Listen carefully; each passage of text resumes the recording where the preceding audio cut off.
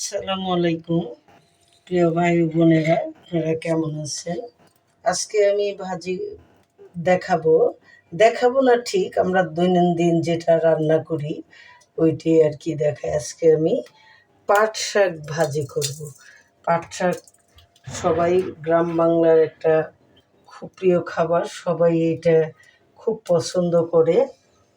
আমরা ভাজি খাই, ডাল দিয়ে খাই, খুব মজার একটি খাবার। আমি কড়াইতে তেল বসিয়ে নিয়েছি, এখন তেলটা গরম হয়েছে, দিয়ে দিছি একটা শুকনো মরিচ। যে কোনো শাকে যদি আপনি একটা শুকনো মরিচ তেলে ভেজে নেন তার স্বাদটাই বেড়ে যায়। তাই আমি দিয়ে দিলাম শুকনো মরিচ। আমার শুকনো মরিচটা একটু লাল হয়ে গেলে আমি দিয়ে দিব রসুন কুচি, কারণ শাক শাক মানে পেঁয়াজ রসুনের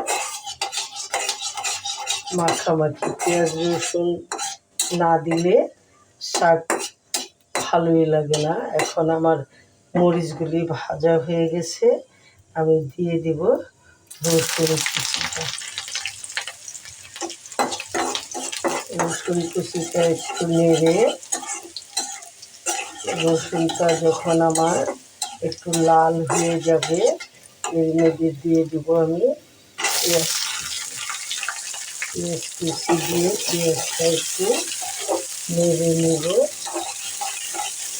রসুনের মতো পেঁয়াজটা লাল করব না, একটু তেলের মধ্যে হালকা ভেজে নেব। এবার আমি দিয়ে দিব শাকটা। আসলে পাটের শাক সবাই খুব, গ্রাম আর শহর নেই, সবাই পাটের শাক খুব পছন্দ করি।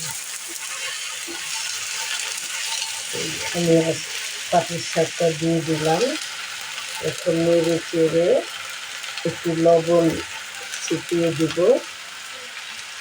এতে বেশি সময় লাগে না, আর জালও খুব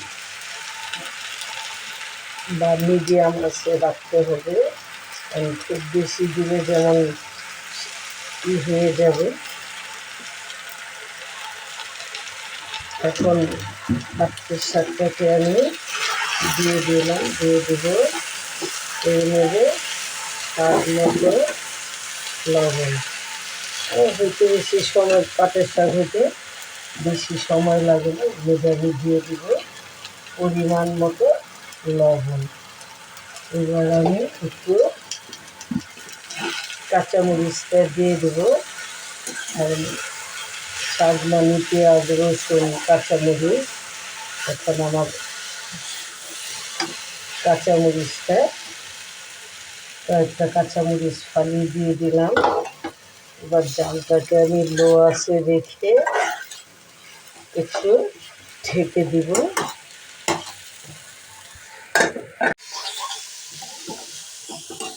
হয়ে গেছে পাট শাক ভাজি।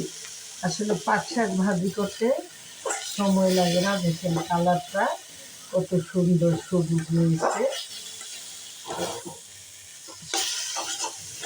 এখন আমি চুলাই থেকে, হয়ে গেছে আমার মজাদার পাট শাক ভাজি।